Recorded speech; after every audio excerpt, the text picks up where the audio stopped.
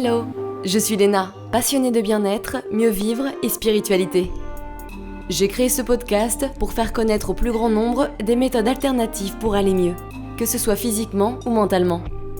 Quel que soit votre problème, quelles que soient vos croyances, restons ouverts, restons curieux et testons. Bonjour à tous. Aujourd'hui, on va parler de la thérapie quantique du cœur, qu'on appelle PIS. C'est un acronyme qui veut dire Processus empathique d'abandon corporel et émotionnel, avec Stéphanie Laville, naturopathe, rédactrice magazine et thérapeute neurosensorielle. Bon, juste pour vous donner une idée, je cite une de ses petites explications de cette méthode qu'elle va évidemment très approfondir. 80 à 90% de nos pensées viennent de nos sensations corporelles qui elles-mêmes prennent naissance dans nos fascias.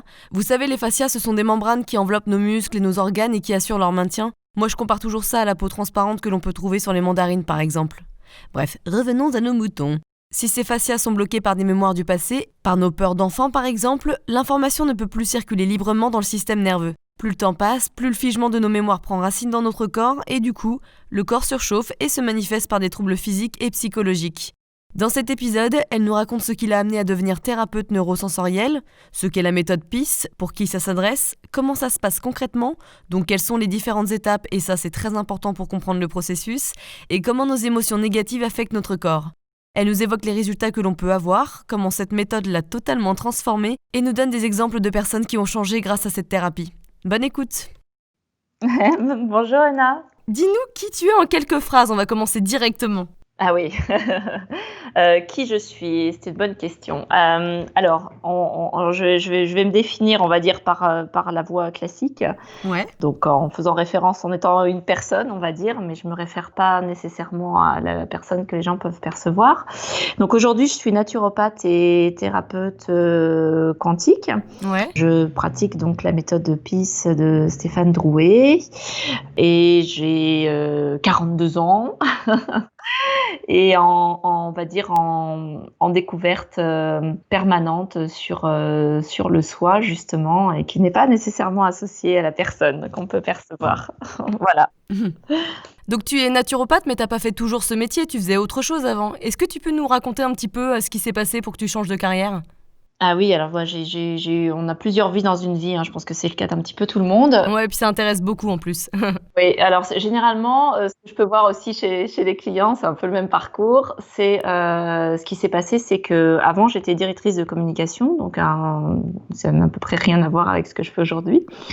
Ce qui s'est passé, c'est qu'en 2015, on va dire, j'ai commencé, on va dire, à décliner, à me demander qu'est-ce que je faisais là en fait, parce que je me sentais plus du tout à ma place. Et au fur et à mesure que les semaines et les jours passaient, je me suis vue un matin en larmes avant d'aller travailler en me disant mais c'est juste pas possible en fait, je veux pas continuer et je ne savais pas pourquoi. T'étais angoissée à l'idée de revenir au boulot ? Oui, c'est une espèce de sentiment incontrôlable, des montées émotionnelles très fortes où je savais que le mouvement d'aller vers le travail était extrêmement difficile. Et ce qui s'est passé, c'est que j'ai à ce moment-là décidé d'arrêter, on va dire de mettre en stand-by, de prendre une année de congé. Et durant cette année de congé, j'ai travaillé, on va dire, sur moi. Et surtout, je me suis rendu compte que j'étais en train de faire un burn-out. J'ai mis le mot du burn-out 6 mois après avoir arrêté de travailler parce que je trouvais ça vulgaire à l'époque. Je trouvais ça, je disais, mais c'est pour les gens faibles, c'est pour les gens qui savent pas gérer leur vie, patati patata. J'étais pleine de grands principes. Voilà, je trouvais que c'était très dévalorisant de faire un burn-out. J'étais bien loin de ce qui allait m'arriver par la suite. Et donc j'ai arrêté, on va dire, cette activité. Je me suis consacrée pleinement à la naturopathie, où j'ai fait des études en fait en 4 ans, le week-end, en formation week-end, à Paris, à l'école d'Issupnat. Et au fur et à mesure de ces avancées, de ces cours, et en fait, c'est un chemin de vie. Hein. Vous entrez par la porte de la naturopathie, puis il y a 15 autres qui s'ouvrent, quoi. Donc, voilà. En tout cas, moi, ça s'est passé comme ça, mais peu importe la porte qu'on ouvre, généralement, il y en a plein d'autres derrière, quoi. Et au fur et à mesure, donc, j'ai tiré un réel trait sur mon métier précédent. Et puis, je me suis engagée pleinement d'abord dans la naturo, puis très, très rapidement vers la thérapie neurosensorielle, puis thérapie quantique. Alors ça, on va en parler évidemment, hein, c'est l'objet du podcast. Mais d'abord, le mot quantique, il dit probablement quelque chose à beaucoup de gens, mais pas de manière précise. Est-ce que tu peux nous redéfinir ce terme ? Alors en fait, moi je vais utiliser des choses très simples. C'est quand on parle de quantique, en fait on parle de quanta et ce sont on va dire, des molécules ou des atomes qui sont infiniment petits. Donc quand on parle de quantique, on parle, on va dire, de tout ce qu'on ne voit pas. On parle de l'invisible. Ça peut être des ondes électromagnétiques, des vibrations, des fréquences. Tout ça fait partie on va dire, de l'espace quantique. Voilà, pour dire les choses de manière simple, tout ce qu'on ne voit pas est perceptible pour autant, mais on ne le voit pas. Voilà. Ouais, mais c'est bien, ça remet les points sur les i. Avant de parler donc de tout ça, je voudrais savoir comment nos émotions négatives comme la peur, la colère, la tristesse ou les moments traumatisants se coincent, si je puis dire, dans notre corps. J'aurais tendance à dire se cristallisent dans notre corps. Oui. Alors c'est une bonne question parce que c'est vrai que c'est un peu le fer de lance de la quête de tout à chacun, d'essayer de faire silence un petit peu dans ce corps pour apaiser notre tête et vivre pleinement, on va dire, dans la joie. En fait, ce qui se passe, nos douleurs, nos souffrances ne commencent pas dans le corps, mais commencent justement dans cet espace quantique qui est à l'extérieur de nous. Nous sommes tous entourés, on va dire, d'un champ électromagnétique autour de nous, que l'on ne voit pas, mais qui a une certaine longueur d'onde. On parlait de champ quantique, donc on est exactement là-dedans. On a tous autour de nous une bulle où il y a une conscience universelle, cette conscience qui dispose de l'information et d'énergie, où se trouve également notre mémoire. Il faut, si par exemple tu regardes quelqu'un, tu imagines avec une grosse bulle autour de lui, qui est son champ électromagnétique, et dedans tu lui mets donc l'information, l'énergie et sa mémoire de vie en fait. Son aura un peu. On parle pas d'aura, nous, parce que ça nous... Voilà, pour moi, je sais pas trop exactement ce que ça représente pour les gens. On parle plus, nous, de champ électromagnétique. L'aura, je pense que ça doit être plus proche du corps, donc je sais pas exactement ce que c'est, comment c'est défini. Ok. Et en fait, cette information qui est autour de nous, en fait, cette mémoire, elle est dans cet espace du vide quantique, dans cet espace quantique. Et c'est cette conscience qui anime tout, et c'est dans la rencontre entre deux bulles, quand deux personnes se rencontrent, donc les bulles s'entrecroisent. Ouais. Je ne sais pas si tu peux visualiser comme ça, si je parle de bulles qui s'entrecroisent. Totalement. Et dans l'entrecroisement de ces bulles, qui forment, on va dire, une espèce de losange, et c'est dans l'interaction de cet échange que se créent nos dilatations, nos crispations corporelles, qui viennent après interagir dans notre corps. C'est forcément avec un échange avec quelqu'un ? Souvent, c'est en échange avec quelqu'un, c'est rarement seul. En fait, ce qui se passe aujourd'hui pour nous, c'est une répétition de ce qui s'est passé hier, et souvent, ça commence dans le ventre ou généralement dans l'enfance avec papa et maman. Et le reste de notre vie, en fait, c'est une réédition sous différentes formes d'un élan d'amour qui a été coupé et qu'on n'a pas réussi à aimer. Parce que j'allais te parler justement du mal-être, du coup, tu vois. Le mal-être ? Du mal-être, c'est-à-dire quand on s'aime pas, quand tu vois, on est tout seul à se provoquer, enfin, on est tout seul à avoir ces émotions négatives envers nous-mêmes. Ouais, je comprends ce que tu veux dire, en fait, mais ce mal-être, en fait, il vient parce que peut-être papa et maman nous ont répété voilà. T'es pas assez bien, t'es pas assez ci, t'es pas assez ça, à fonctionner sur des modes de comparaison, et puis que quand on est enfant, ça crée des crispations dans notre corps, et au fur et à mesure des années, notre corps nous envoie cette information, on passe plusieurs fois dedans, et ça crée des crispations de plus en plus fortes, il est extrêmement difficile d'en sortir. D'accord. Mais c'est l'interaction. Ça commence, c'est rarement tout seul. Quand on est tout seul, quand un bébé naît ou quand il est dans le ventre, il a moins, on va dire, de crispation que quand on arrive, on va dire, sur Terre, et avec le bruit qu'il y a autour, où on est constamment, on va dire, sollicité dans nos échanges, quoi, avec les gens, et ce qui crée en permanence des crispations ou des dilatations dans le corps. Ouais. Et qu'est-ce qui fait que ça passe de notre bulle d'énergie à notre corps ? Alors, les bulles d'énergie et d'information, elles ont en fait, on va dire, de l'eau. Mm-hmm. Il y a un 4e état de l'eau qui a été découvert par monsieur Pollack, Gérald Pollack, qui a écrit un livre là récemment qui s'appelle Le 4e état de l'eau. Et en fait, ces bulles ne sont pas vides, comme on pourrait le croire. Ces bulles qui nous entourent, mais qui va au-delà de cette aura que tu appelais tout à l'heure, mais cette bulle va au-delà des bulles, il y a encore une immense bulle, tu vois ce que je veux dire ? Et en fait, cet espace-là n'est pas vide. il est rempli d'eau. De l'eau cristalline. L'eau cristalline, donc ce sont des cristaux liquides, et les cristaux liquides, en fait, sont des structures qui permettent de recevoir et de diffuser l'information. Ces états cristallins, c'est le propre de cet état cristallin, c'est de capter l'information et d'en émettre également du fait de sa structure très alignée. Donc, par exemple, quand on dit qu'on se sent aligné dans notre corps, c'est qu'à l'intérieur de nos tissus, de nos organes, les cristaux liquides sont alignés. Alors, puisqu'ils sont composés d'eau, ils sont capables de télécharger cette mémoire en permanence autour de nous, puisqu'ils sont en fait capables de capter cette information. Donc, ils la téléchargent en permanence. Donc, ça veut dire que tous les cristaux liquides dans notre corps téléchargent l'information à l'extérieur du corps. Parce que c'est les mêmes composés, en fait, dans notre corps et dans la bulle. Exactement. D'accord. En fait, il y a cet échange d'informations permanent.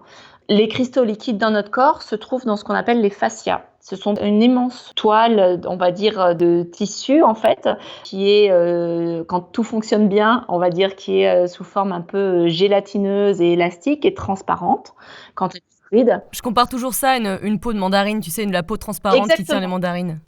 Exactement, c'est ça. Et donc, en fait, cette information se trouve dans ces fascias-là qui ont donc des cristaux liquides et du collagène. Et en fait, on va dire nos fascias, si on veut résumer, qui téléchargent l'information de l'extérieur et qui fait qu'on réagit dans notre corps. Donc, ce téléchargement crée des sensations, puis des émotions, puis des pensées, avec un mouvement ascendant, donc du corps vers la tête et pas de la tête vers le corps. Oui, bah ça c'est hyper intéressant parce que souvent on dit c'est l'inverse, ça va de la tête au corps. Et ouais, ça c'est Descartes qui nous dit je pense donc je suis, mais en fait non. C'est je sens donc je suis, c'est plutôt ça ? Mais en fait, oui, alors même le je suis serait à remettre en cause, quoi, si j'ai envie de dire, puisqu'on est composé à 99,99999% de vide. Exactement, et ça c'est prouvé, hein, ce n'est pas de... Voilà, Ah c'est non, prouvé scientifiquement. Exactement, c'est prouvé scientifiquement. Donc nous, on part de ce principe-là pour développer cet outil PIS, justement. Donc, alors, bah, voilà, très bien. Qu'est-ce que PIS ? C'est un acronyme, c'est ça ? Oui, tout à fait. Alors, ça veut dire processus empathique d'abandon corporel et émotionnel. Ouais. Donc, c'est Stéphane Drouet qui est l'auteur de cet outil technique, de cette thérapie plutôt, je dirais, qui est pour moi maintenant au fur et à mesure devenu plus un chemin de vie ou une hygiène de vie ou quelque chose de, on va dire, en tout cas qui est pour moi permanent et qui permet d'accompagner les personnes vers la dissolution de leur crispation intérieure. On va dire ça comme ça, pour les ramener dans le silence, en fait. Vers un état neutre, en fait, où il n'y a plus de traumatisme et de crispation, c'est ça ? Exactement, quelque chose de neutre, où il n'y a pas de ni bien ni mal, où cette notion-là n'existe pas, où il y a plus de dualité. Ouais. Bon, après, il faut passer toute son histoire de vie, donc ça prend un peu de temps, mais c'est une voie que l'on peut faire en autonomie et qui est vraiment très, très efficace. Alors, c'est qui Stéphane Drouet et comment tu as connu cette discipline ? Alors, justement, comment j'ai connu cette discipline ? Quand j'ai rencontré Stéphane, en fait. Stéphane, je l'ai rencontré sur les bancs de l'école de naturopathie. Il avait fait une intervention, il prenait des cours en candidat libre. Et il a fait une intervention à un moment donné sur la stimulation du tronc cérébral via justement des ondes. Et donc, c'était très intéressant parce qu'il stimulait le nerf vague, un des nerfs vagues, pour pouvoir... Alors, c'est quoi le nerf vague ? Alors, on a... Histoire qu'on sache quand même qu'on puisse suivre. On n'a pas un nerf vague, mais deux nerfs vagues, un ventral et un dorsal. Et on va dire c'est par là que transite toute l'information électrique de notre corps. Et donc, ça va de l'abdomen, ça irrigue les intestins, le cœur, la gorge, et c'est relié au tronc cérébral. Ce nerf vague, en fait, s'il est atrophié, vous allez avoir des difficultés, par exemple, cardiaques, respiratoires. Vous allez avoir du mal à aimer la vie, puisque le cœur et donc son enveloppe, le péricarde, qui est son fascia, sera fermé. Enfin, il y a ces nerfs vagues sont vraiment essentiels au bon fonctionnement de l'être humain aujourd'hui. Oui, bah comme avec le sang, s'il y a des organes ou s'il y a des passages où il n'y a pas vraiment de sang, bah c'est comme ça que naissent les maladies ou les problèmes. C'est un peu le principe de l'ostéopathie d'ailleurs. C'est ça, exactement. On peut définir ça comme ça. Et quand il y a un organe qui est malade, l'autre prend le relais. On va dire un autre va prendre le relais. Mais si vous avez votre nerf vague qui est complètement atrophié, il va avoir du mal à prendre le relais. Donc, oui, oui, c'est essentiel au bon fonctionnement. Mais il n'y en a pas un, il y en a deux, hein. C'est la théorie polyvagale de Stephen Porges. Mais ça ressemble à quoi du coup? Excuse-moi, juste pour voir. C'est une sorte. En nerf, Ouais, donc c'est un nerf qui est situé au niveau du ventre et du dos, c'est ça? il y a deux nerfs vagues en fait. Tu as deux, on va dire deux branches que tu Mhm. peux voir du tronc cérébral et il y en a une qui longe la colonne vertébrale et une autre partie de la branche ventrale, qui est au niveau de l'abdomen, qui traverse le cœur, qui passe par la gorge et qui rejoint à nouveau le tronc cérébral. Voilà, bah super. J'ai besoin toujours de voir, d'imaginer à quoi ça ressemble. Et alors, ils ont des facultés intéressantes, c'est que le nerf vague dorsal, donc celui qui est dans le dos, a cette capacité de figer. Donc, quand on est, par exemple, on vit un événement difficile, par exemple, quelqu'un qui vient de vivre un accident, tu vois, ou qui reçoit une injonction verbale difficile à recevoir, on est souvent figé, c'est-à-dire qu'on ne sait pas quoi répondre, ou on est prostré face à l'accident. Tu vois, ça, c'est ce nerf-là qui fait que suite à un événement important, il se fige. Mais il a cette capacité de défiger également. Alors, chose qu'on a totalement perdue aujourd'hui, c'est-à-dire qu'on ne sait plus défiger tout seul. Tu vois, par exemple, les animaux, quand ils subissent un choc, après, souvent le choc, tu vas les voir trembler. D'accord, ouais. Et en fait, quand ils tremblent, c'est comme s'ils supprimaient l'événement qui venait de se passer, qui a été traumatisant pour eux. D'accord, donc quand on punit notre chien, par exemple, et qu'elle tremble, c'est ce genre de choses, c'est ça? Ben, en fait, ce qui se passe, c'est qu'elle, on va dire, elle se défiche toute seule. Ah, c'est bien, ma fille. Et après, elle n'a plus la mémoire de l'événement. D'accord. C'est-à-dire elle le supprime. Et nous, on fait pas ça, évidemment. Nous, on entasse, j'imagine. Et ben nous, on a perdu cette capacité-là. On l'avait, hein, on l'a toujours. Il faut la retrouver. C'est des mécanismes qu'on peut retrouver assez facilement. Mais on a perdu cette capacité de défigement de notre corps. D'accord. Donc d'élimination de cette mauvaise énergie et cette mauvaise expérience, quoi. Exactement, exactement. Et si vous avez donc trop de figement, le ventral qui passe donc par ce cœur, par ce péricarde, par ce fascia, en fait, il va se figer également lui aussi au fur et à mesure.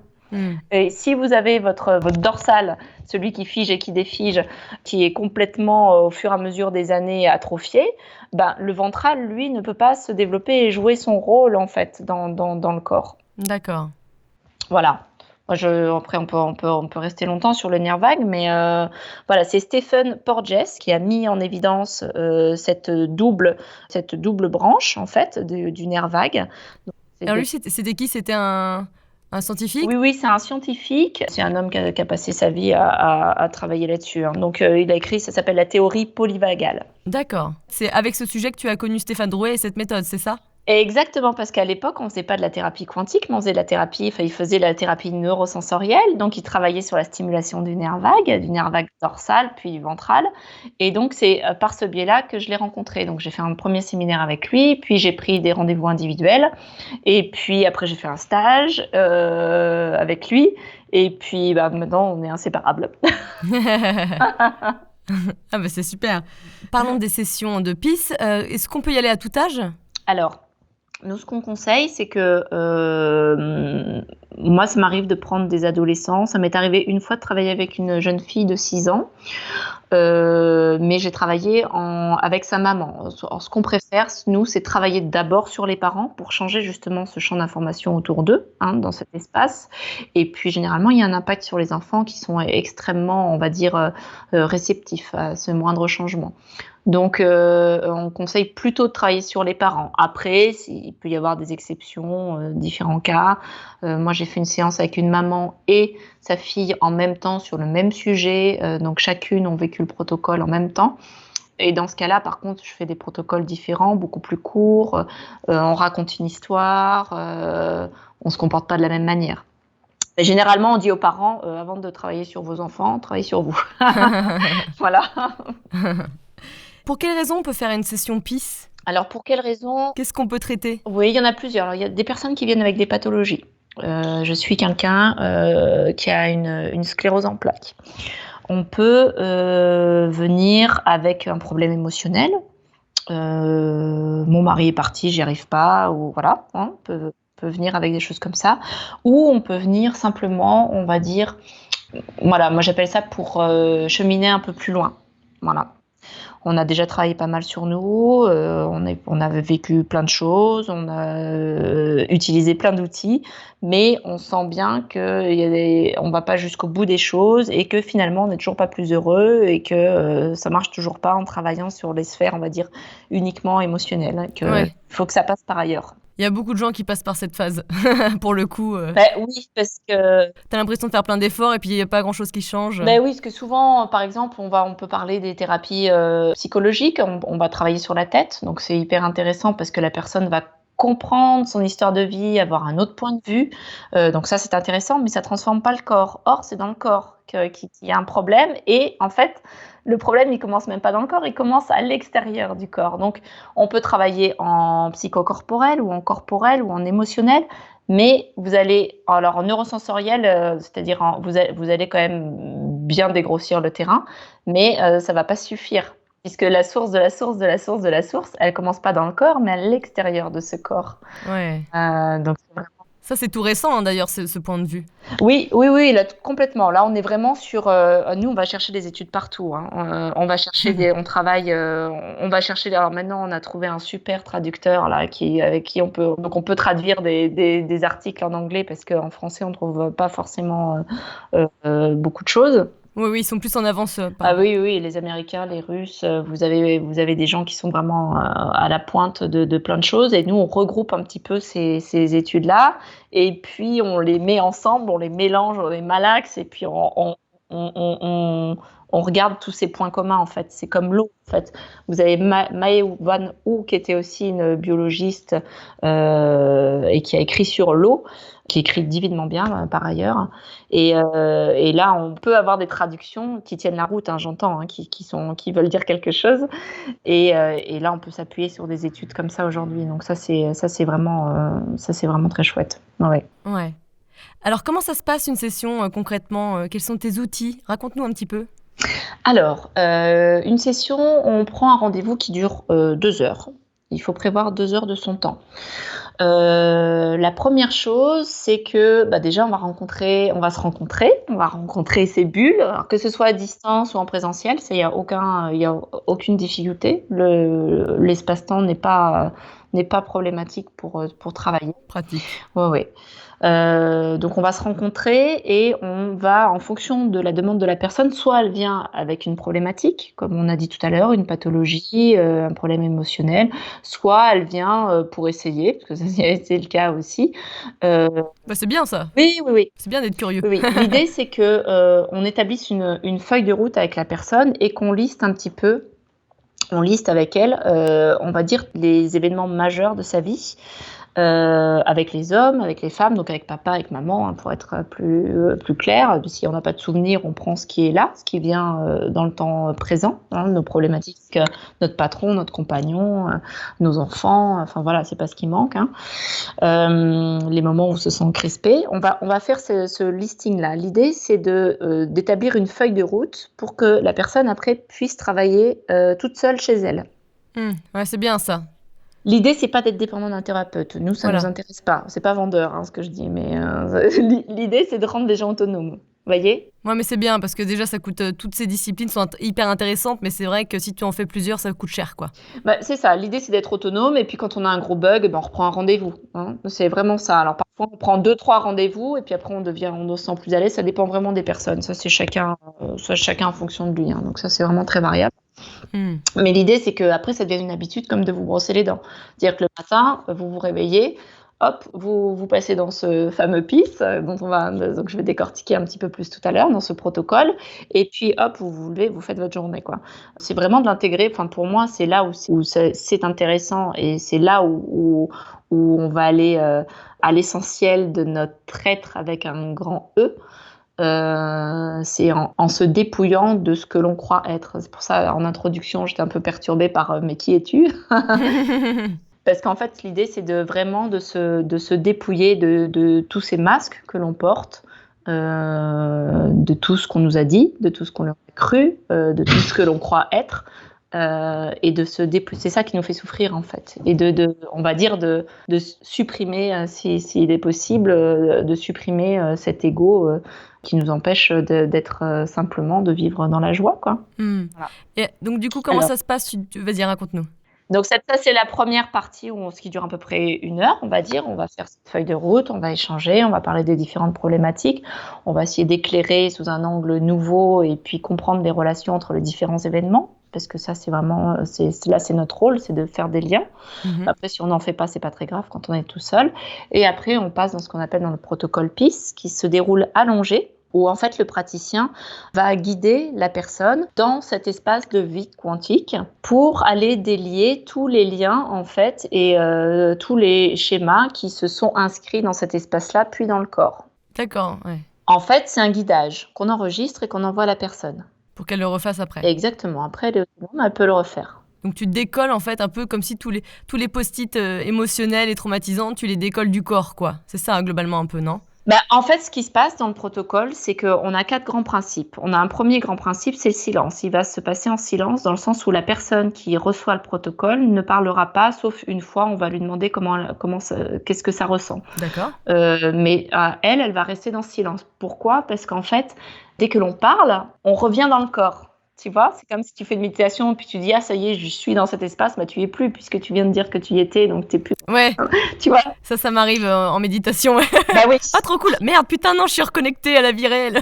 Oui, c'est ça. Donc c'est à partir du moment où tu parles, tu vas revenir dans le corps. Or, en fait, pour travailler dans cet espace de vide quantique, vu que l'on est du vide, les sagesses ancestrales, notamment l'Advaita Vedanta, nous dit qu'il faut, on va dire pour toucher cet espace et pour dénouer tous ces liens, il faut que la personne, l'ego, soit dissous. Donc, tout simplement, ce qu'on va faire durant le protocole, c'est qu'on va laisser dissoudre la personne. La personne va se dissoudre, l'environnement aussi, et l'interaction avec l'autre personne aussi. La scène va se dissoudre. Donc tu parles d'état de conscience modifié. Oui, si tu veux, tu peux appeler ça comme ça. Moi, à partir du moment où tu peux fermer les yeux, par exemple, tu peux prendre une inspiration, une expiration. Et là, tu visualises dissoudre ta personne et tout ton environnement. Dans cet espace, seule reste une présence bienveillante et aimante qui anime tout.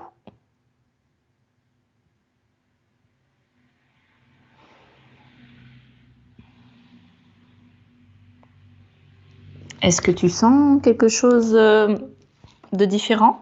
De la lumière, en fait. Enfin, moi, de ce que j'imagine, c'est de la lumière pure et blanche.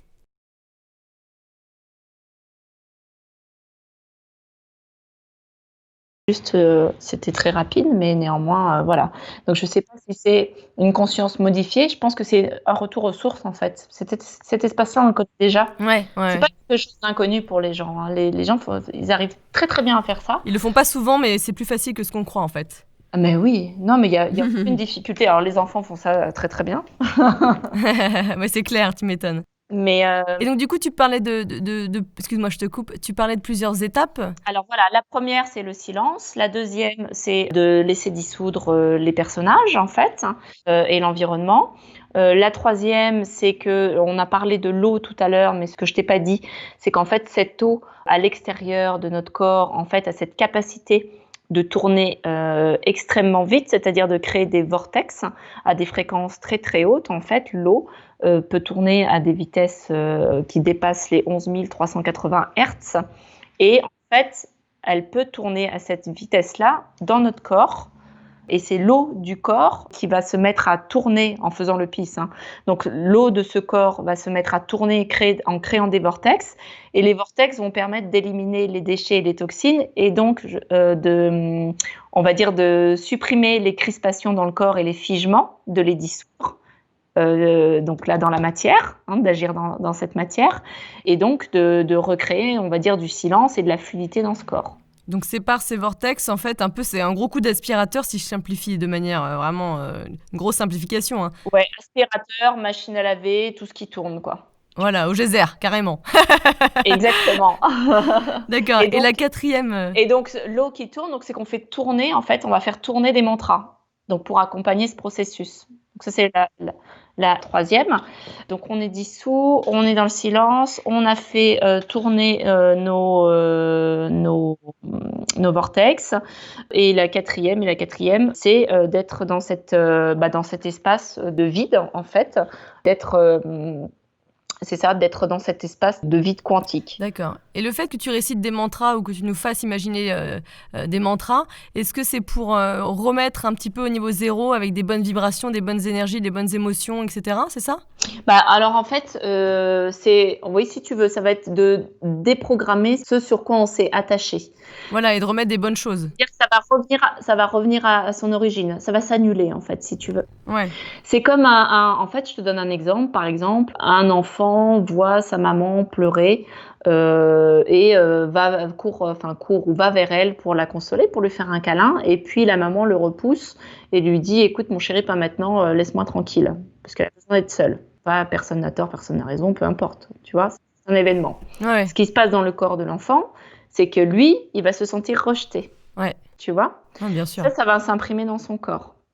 Donc, par exemple, quand il sera plus grand et qu'il fera un pisse, il pourra reprendre cette scène-là. C'est comme un élan d'amour qui a été coupé, si tu veux. L'idée, c'est de reprendre cette scène, de la laisser se dissoudre et puis de la ramener à son origine, vers cet élan d'amour originel. Et donc, en fait, en reprenant cette scène, par exemple, le mantra qu'on pourrait proposer à cette personne, ça serait « c'est rejet ». En fait, c'est ça mon quatrième point que je me suis fourvoyée, c'est qu'on ne parle pas en tant que je. D'accord, ouais. Comme ça, on s'identifie pas. Je suis quelqu'un, etc., etc. Vu que la personne est totalement dissoute, on parle avec un pronom personnel, on parle avec le ça ou c'est. D'accord. Ça se sent, c'est peur, c'est frustration, c'est colère, c'est rejet, et on ne s'identifie pas puisqu'on n'est plus là. Donc il reste juste la sensation. Si tu fais disparaître, par exemple, l'abuseur, l'abusé, l'abandonneur, l'abandonné, le rejeteur, le rejeté, enfin tu vois, si tu fais disparaître ces personnages-là, il ne reste que cette sensation qui reste, que cette sensation de rejet, et qu'on va ramener à son origine pour qu'elle se dissolve et revienne dans sa singularité, c'est-à-dire au point zéro. Tu m'as parlé tout à l'heure de neutralité, voilà, c'est exactement ça. D'accord. Et donc oui, juste pour finir avec l'histoire du petit garçon, quel mantra tu dirais? Pour lui, je lui dirais c'est rejet. Par exemple, il s'est senti rejeté, donc ça se sent rejeté. On peut commencer comme ça, avec un ça, et après on peut terminer avec un c'est rejeté. D'accord, mais rejeté, c'est l'émotion qui est rejetée ou c'est lui qui s'est senti rejeté? Que je comprenne bien. Il n'y a plus de personnage. Enfin, oui, je sais. Ce que je veux dire, est-ce que c'est un truc de la négation? C'est juste cette sensation, en fait. Qui est supprimée. C'est juste cette sensation de la ramener, de la faire tourner. Et en fait, si tu fais tourner, en fait, tu peux le faire, par exemple, sur une phrase. On peut le faire quelques instants. Prends quelque chose, je sais pas, quelque chose les auditeurs peuvent le faire. Prenez quelque chose qui vous tracasse en ce moment. Ouais. Qu'est-ce que ça ressent? C'est quel type d'émotion? Est-ce que c'est rejet, colère? Ça peut être autre chose, hein, n'importe, généralement. D'angoisse, de la frustration, de la peur. Oui, de la peur, souvent c'est de la peur qu'il y a derrière. Ouais. On va prendre la peur. Et donc là, on ferme les yeux, on visualise cette scène. Et ça laisse dissoudre toutes les personnes, tous les personnages, tout l'environnement.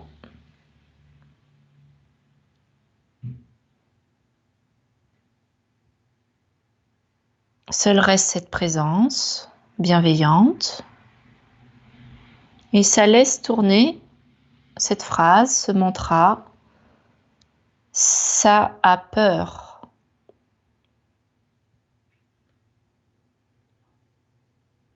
Ça laisse tourner ce mantra dans cette scène où plus rien n'existe.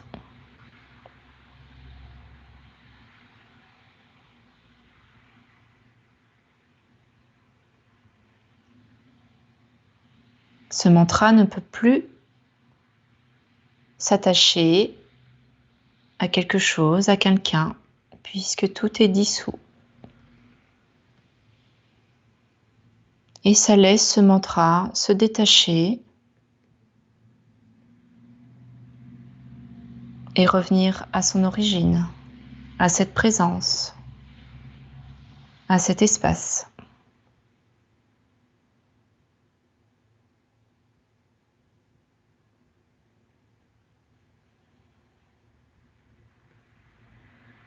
Comment ça se sent? Tu poses à moi là, la question? Ouais. Comment tu te sens là? En fait, ce qui était marrant, c'est que du coup, ça tourbillonnait. En fait, c'est toujours cette espèce de matrix, tu sais, comme dans la scène où tout est blanc. Ouais. Et puis, en fait, ça tourbillonnait. Ouais, super. Donc Bon, après, c'est très court, hein, on bien reste sûr. longtemps dedans. C'est juste pour donner tu vois, c'est juste, bon, là, on fait toucher du bout du doigt les choses, mais juste pour comprendre ce mécanisme-là. C'est bien, c'est super, moi je trouve ça top. C'est-à-dire que c'est un retour à l'origine, mais c'est pas quelque chose d'inconnu pour personne, en fait. C'est vraiment Bien quelque sûr. chose avec lequel on est affilié en permanence. Donc en fait, ce mantra, ça va identifier l'émotion pour ensuite la détacher du corps et de n'importe où. Et comme ça, hop, c'est libre, ça s'élimine, c'est ça hein, le concept. C'est ça. Alors, ce qu'il faut savoir, c'est que là, on prend une scène avec un angle de vue, Bien mais sûr. en fait, dans une scène, tu peux avoir plein de choses qui sont reliées, tu vois. Ouais. C'est pour ça que c'est l'idée que la personne travaille toute seule, et puis il y a des choses qui vont remonter au fur et à mesure. Donc c'est vraiment, pour moi, c'est vraiment comme se laver les dents le matin. C'est vraiment, on se lève, comment ça se sent, qu'est-ce qui s'est passé la veille, et paf, on passe dedans tout notre ACAP. Déjà commencer par ça. Ouais.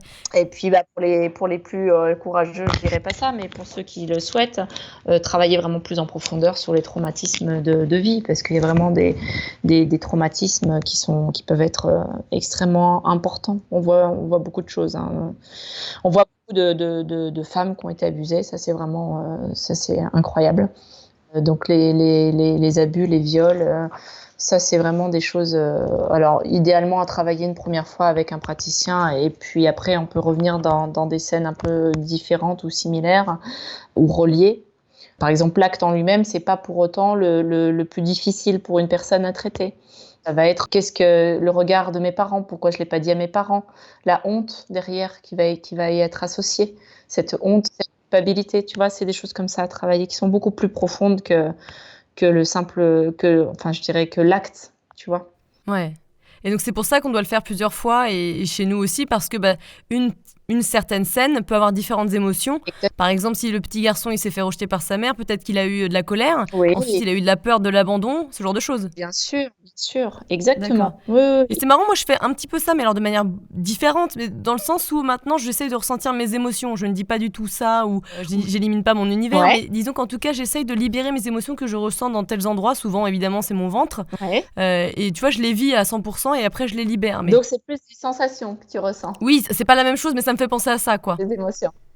Ouais, c'est plus les sensations. Et oui, les sensations. Après, des sensations inconfortables, ce qu'il est intéressant de faire, c'est tu peux te mettre dans cet espace de vide quantique. Donc, vous avez compris, en fait, pour se mettre dans cet espace, il s'agit de laisser dissoudre sa personne, l'environnement, la scène associée. Et on peut faire pareil avec une sensation, une douleur.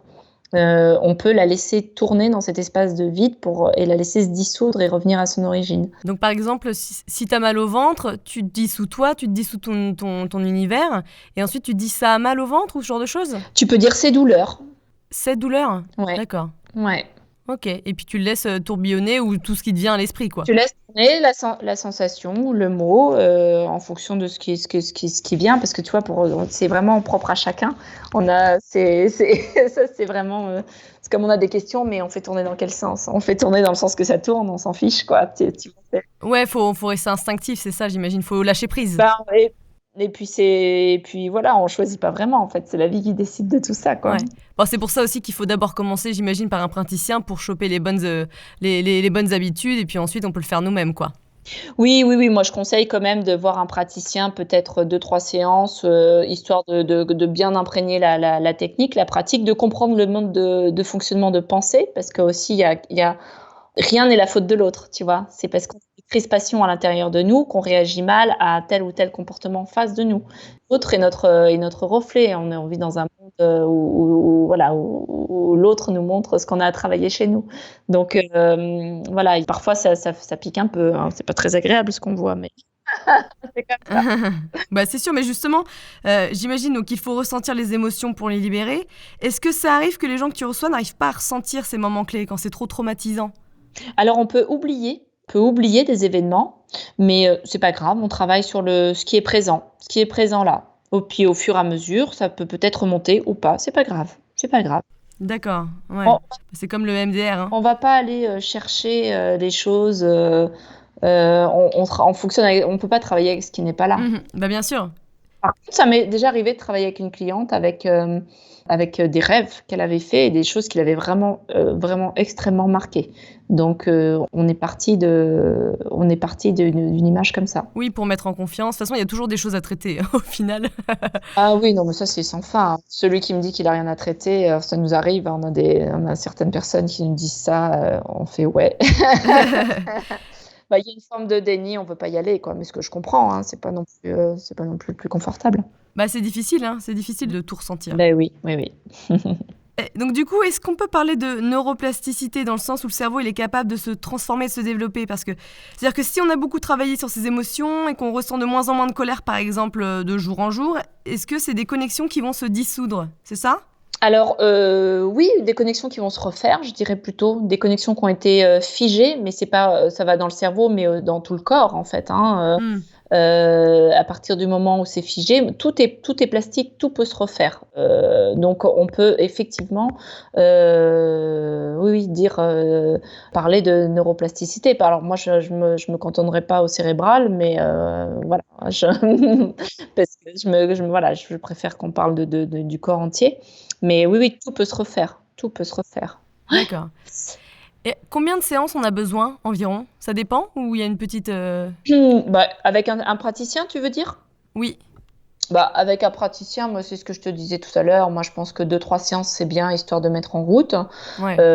Et puis après, quand on a des gros coups durs, parce que quand il y a des choses qui remontent un peu plus puissantes et on sait pas trop comment aborder les choses, on peut revoir son praticien, quoi. Mmh. Mais alors, moi, j'ai monté il y a quelque temps un groupe sur Facebook, qui s'appelle les Claudines. Et qui permet justement aux personnes qui sont engagées dans ce processus PIS, de pouvoir échanger et partager entre eux sur ce qu'ils traversent. Parce qu'on est, ouais, on est dans une démarche un peu particulière, un mode de pensée particulier, ça peut créer des effets dans le corps qui peuvent être parfois inconfortables. Et puis de voir que d'autres personnes traversent ça, ou même juste le fait de partager sans qu'il y ait forcément de retour, ça apporte à tout le monde, quoi. Ah non, mais totalement, Il est tout neuf et je l'ai appelé les Claudines parce que justement, moi, c'est grâce à mon amie Claudine, qui est une femme extraordinaire. Et c'est clair que si je l'avais pas eu, plein de fois, j'aurais baissé les bras. Et c'est important de pouvoir échanger, d'avoir quelqu'un qui puisse être sur la même longueur d'onde sur ce qu'on vit. je suis d'accord, Parce ouais. qu'après, il y a des décalages bon, entre les techniques, hein, j'imagine. Et puis, c'est important de pouvoir ouais, partager et ce qu'on vit, voilà, d'être entendu, compris, voilà. Tu vois, moi, je suis pas très fan de Facebook, mais j'avoue, depuis qu'il y a les groupes qui sont créés, c'est vraiment intéressant. Moi, j'ai pas mal de groupes sur la nutrition, sur les médecines alternatives, sur la Ouais. spiritualité. Mmh. Et du coup, quand j'ai des questions, même sur ce qui se passe dans des tripes spirituelles ou même juste sur la nutrition, bah voilà, tu poses une question et tu as plein de réponses de gens du monde entier. Il y en a qui sont hyper intéressantes. Exactement. C'est ça, C'est vraiment c'est cool. ça. Ah ouais. Bah, nous, on travaille, enfin, je sais que moi, on travaille dans le monde entier. Donc, moi, j'ai des clients qui sont au Québec, en Suisse, enfin, dans les pays francophones, parce que je suis pas encore, mais il faut que je m'y mette, hein, mais je suis pas encore super fluide en anglais. Mais, ouais, ouais, on a des clients de partout. Donc, c'est ce qui fait la richesse aussi des échanges, quoi. Ouais. Mm. Alors, j'imagine que tu l'as testé sur toi. Ah bah, moi, c'est ma pratique quotidienne. Donc, moi, c'est tous les matins, c'est tous les jours voilà, depuis que je connais la pratique. Moi, je fais ça tous les jours. D'accord. Et alors, tu dirais, entre guillemets, si on peut en parler, hein, je sais pas, mais en quoi ça t'a changé? Il y a eu vraiment du gros changement, surtout au début? Alors, oui. Si je résume ma vie depuis 1 an, je me suis séparée, Ah oui. donc j'ai quitté mon ex-mari, j'ai divorcé en l'espace de très peu de temps. Maintenant, je parcours le monde entier, je voyage. J'ai eu un autre bébé à 42 ans avec un accouchement hors pair, dans le sens où les fascias étant étant libérée, on va dire, j'ai pas eu tous les effets secondaires que peut avoir une femme post-accouchement, les sensations de ventre vide, etc., etc. Il y a une petite vidéo là sur mon Facebook pro où il y a une ostéopathe qui constate qu'après 19 jours après la naissance de ma fille, tous les organes sont revenus en place et qu'on dirait que j'ai jamais été enceinte, quoi. Donc, en fait, il y a un impact dans la matière, donc ce que j'appelle le corps, et puis il y a un impact au niveau. Alors, j'aime pas trop de parler spiritualité parce que c'est devenu un peu le mot un peu à la mode, mais moi, comme le quantique au final, hein. C'est tous ces mots qui sont intéressants, mais qui sont aussi utilisés à tort et à travers, quoi. Ouais, c'est ça. Donc, en fait, moi, ce qui se passe, c'est que j'ai des perceptions beaucoup plus, on va dire, fines, beaucoup plus accrues quand je regarde les gens ou en fait, les fascias, c'est comme des antennes. Plus ils sont défigés, plus ils sont libres, plus tu captes de l'information et de l'énergie. Ah, mais totalement. Je suis totalement d'accord. Donc Bien sûr. tu peux travailler avec une personne tu captes énormément d'informations. Donc, en fonction des gens, ça passe par, ça peut passer par plein de domaines. Mais moi, ça passe beaucoup par le sensoriel, par le corps. Et je capte beaucoup d'informations. Et on va dire qu'il y a un silence intérieur qui se crée dans le sens où, par exemple, tu pouvais être gêné ou dérangé par une situation avant ou par une personne, tu vois, et qu'au fur et à mesure, en fait, tout ça n'existe plus, quoi. Toutes tes crispations, toutes tes problématiques que tu pensais être une problématique, en fait, n'en est pas. Après, ça devient ridicule, si tu veux. Il y a un apaisement, on va dire, permanent. T'as plus l'hamster qui tourne dans la tête.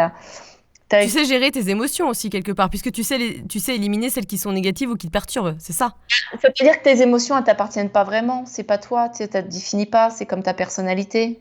Donc tu prends de la distance, quoi. Tu sais prendre de la distance. C'est-à-dire que t'es décollé par rapport à tout ça, en fait. Il y a une lame d'air qui se crée entre qui peut se passer, ce que tu peux ressentir en tant que personne égaux, et puis il y a quelqu'un qui observe et qui est là et qui dit, mais non, en fait, qui regarde juste ce qui se passe sans avoir un avis, donner c'est bien, c'est pas bien, et qui est là et qui est ok, très bien, et qui est dans cet instant.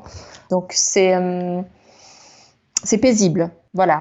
C'est remettre du silence vraiment dans ce corps, quoi. C'est vraiment du silence partout, quoi. Contrairement à d'autres disciplines, là, il y a pas la respiration, elle n'a pas un rôle important là-dedans. Au contraire, il faut même pas trop respirer parce que ça te ramène au présent. Alors, quand tu es dans cet espace, on peut faire un autre exercice, tiens.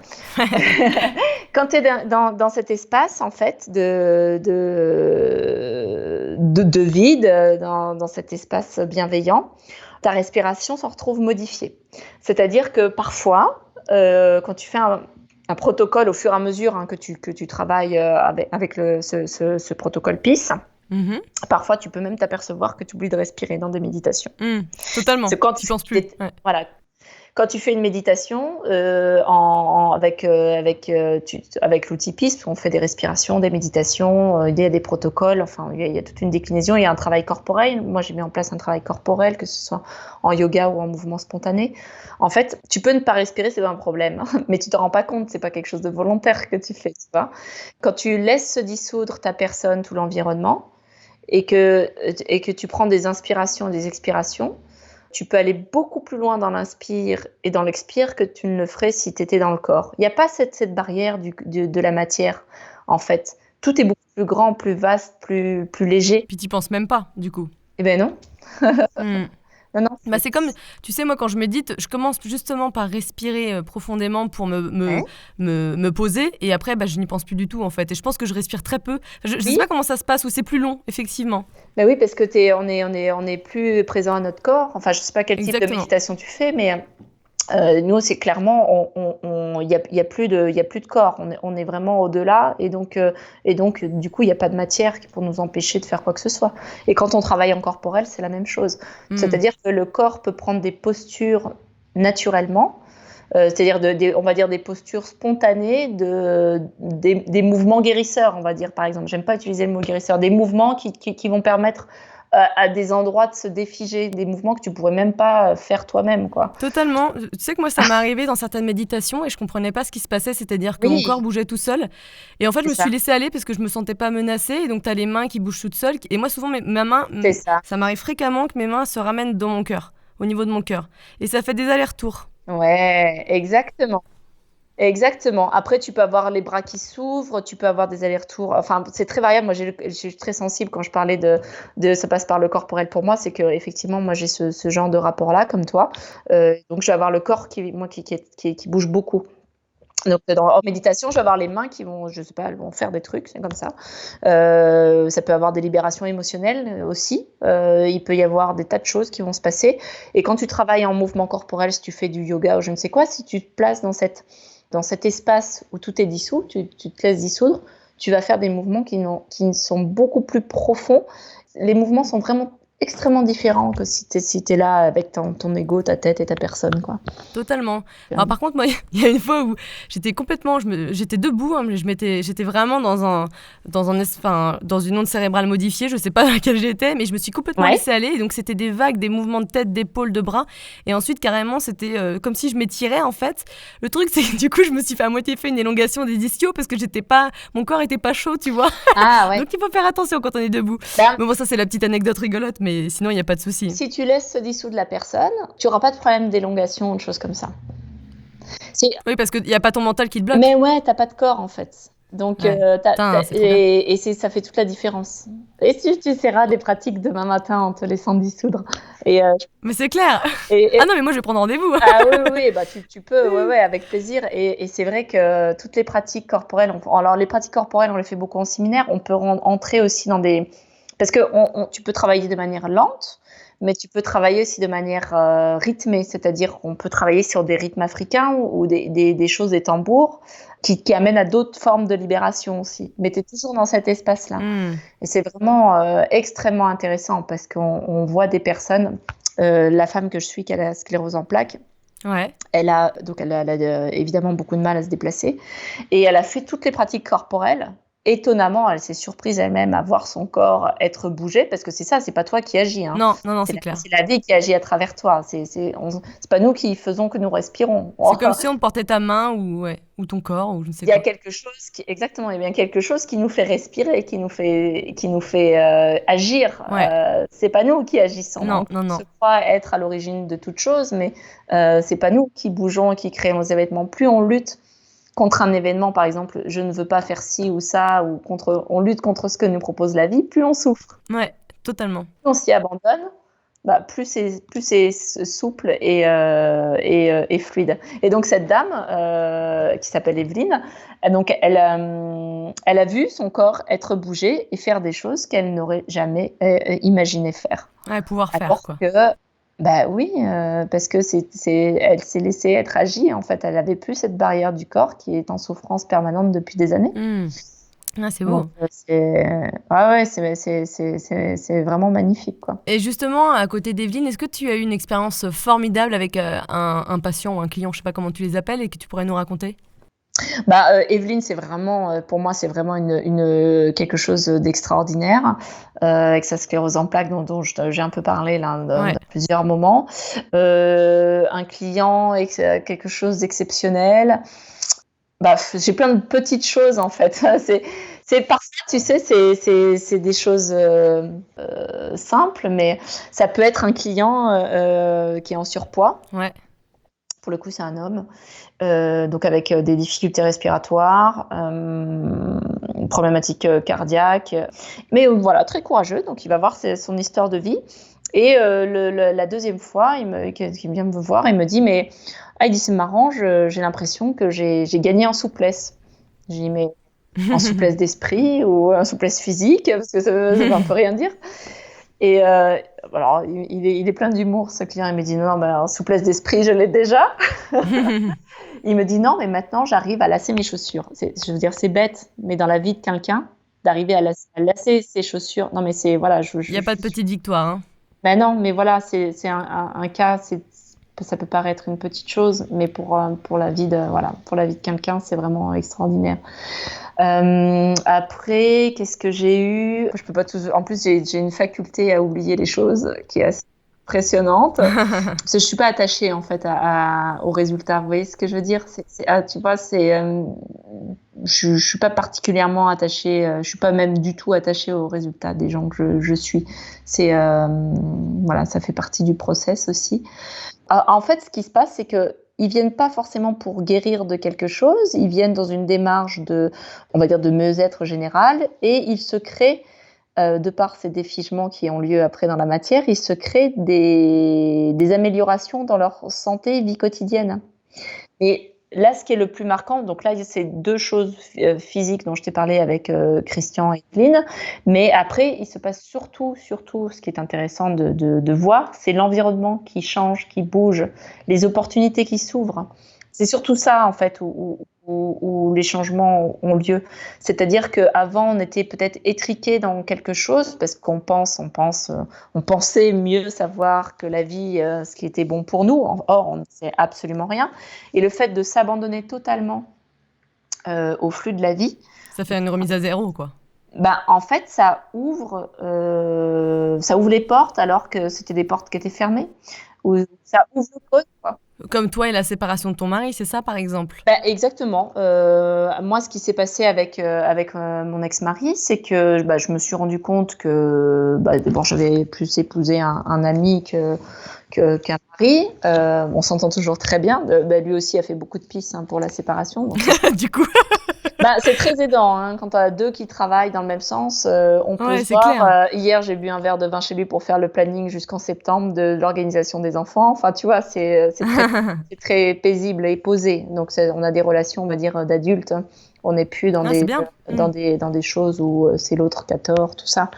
Mais effectivement, moi, ça m'a permis de passer des caps importants dans ma vie, notamment en termes de sécurité matérielle, tu vois, comment je vais faire toute seule pour gérer, pour payer le loyer, enfin des choses de la vraie vie de tous les jours de tout le monde. Donc oui, moi ça m'a permis de passer des caps, ça a permis à d'autres de passer des caps et puis de voir les blocages qu'on a, qui sont totalement énormes et qui, à partir du moment où on ose les regarder et on ose rentrer dedans, on peut, c'est ce qui est le plus dur, je trouve, on peut s'en détacher. Ah c'est top. Intéressant, très intéressant. Moi, je vais tester en tout cas. On va finir par un jeu de questions-réponses. Donc, l'idée, c'est de répondre rapidement à une petite série de questions. S'il ne devait rester qu'un livre, lequel serait-il ? Alors, je t'ai parlé tout à l'heure du Vedanta, je te parlerai de Sri Nisargadatta. Alors, il en a écrit plein. Donc, ça peut être le Je suis, l'amour de soi ou encore les méditations avec lui. Sri Nisargadatta, Maharaj. Magnifique. À lire. Ça peut déboîter un peu parce que, moi j'ai commencé de le lire il y a 1 an et demi. Je l'ai reposé, j'ai fait ouf. Ouais, des fois il faut prendre du temps pour apprendre tout. Ah c'est pas des bouquins que tu lis en 5 minutes, quoi, c'est clair. Ouais, mais c'est bien parce qu'on est toujours pressé, mais en fin de compte, des fois il faut beaucoup plus de temps que prévu et c'est pas plus mal. Intégré, ouais, très clairement. Une routine matinale recommandée qui fonctionnerait pour tous. Alors, moi, c'est simple. Au saut, enfin pas au saut du lit parce que je reste dans mon lit, donc moi je proposerais un PIS avec les écouteurs là dans son téléphone, un PIS, une méditation. Consacrer 30-35 minutes par jour pour soi avant de commencer sa journée, Ouais. Une habitude à prendre. Et pisser. Pisser, ouais. Et une habitude à supprimer. Les autres sont responsables de ma souffrance. Ah, ça on aime bien rejeter la faute sur tout le monde. Ouais, c'est tellement plus simple. Quel conseil donnerais-tu pour garder la forme et se sentir bien ? Je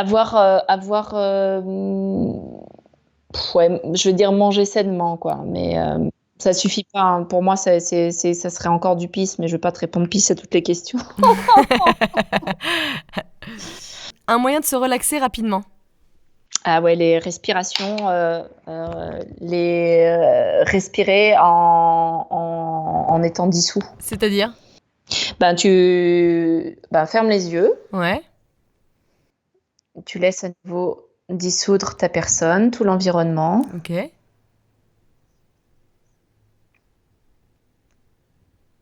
Et ça sent ce souffle de vie.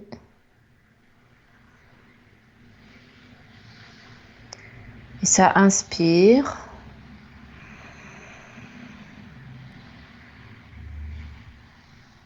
Et ça retient sa respiration pendant 5 secondes. Ça expire.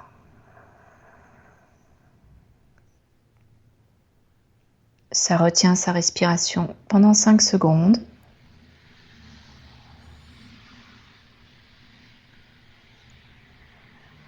Et ça inspire à nouveau.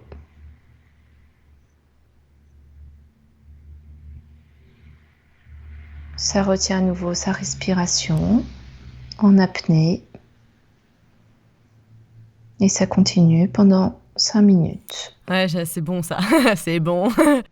Temps d'apnée en haut et en bas équivalent, sachant que quand tu es dans cet espace-là, tu peux tenir au moins 10 secondes. Enfin, c'est pas le but, hein, mais en fait, ouais, bien sûr. tu peux tenir vraiment très longtemps. Et ça, c'est extrêmement apaisant, rapide. Ça place partout, dans le métro, n'importe où. Ah, mais totalement.